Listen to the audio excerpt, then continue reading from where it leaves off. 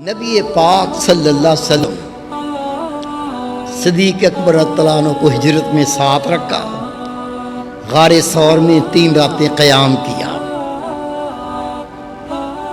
یہ راتیں احادیث مبارکہ پڑھیے، کفار پیچھا کرتے کرتے پہاڑ پہ چڑھتے چڑھتے غار ثور کے دہانے پہ کھڑے ہو گئے۔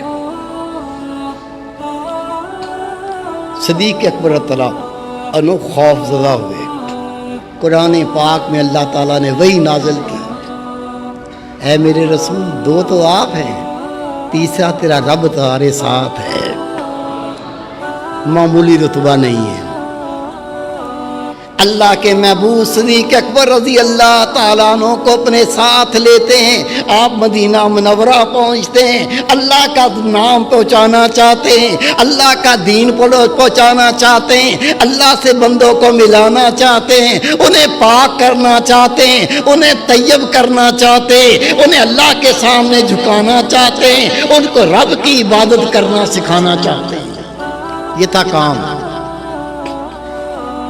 میرے محبوب پاک نے صحابہ کرام میں بیٹھے فرمایا، اے میرے پیارے صحابہ، کوئی ایسی جگہ منتخب کر لو، ایسی جگہ لے لو اور اس کو مسجد بناؤ، سجدہ گاہ بناؤ، اللہ کی عبادت کی جگہ بناؤ۔ سب نہیں سنا تھا، سب صحابہ موجود تھے، غریب بھی تھے، امیر بھی تھے، شاہوکار بھی تھے، فقیر بھی تھے، لیکن یہ اعزاز کسے ملا؟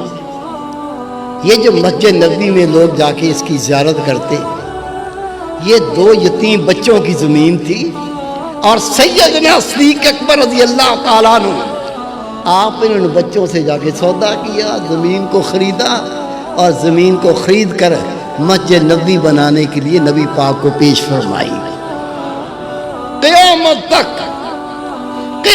تک جو مسجد نبوی میں نماز پڑھے گا، رب کا ذکر کرے گا، تسبیح کرے گا، درود و سلام پڑھے گا، نبی پاک فرماتے اس کو ثواب ملے گا۔ لیکن مسجد نبوی میں جب تک عبادت ہوتی رہے گی، رب کا ذکر ہوتا رہے گا، درود و سلام ہوتا رہے گا، ہر شخص کی عبادت کا ثواب اسے ملے گا، لیکن اتنا ہی ثواب صدیق اکبر کو بھی ملے گا۔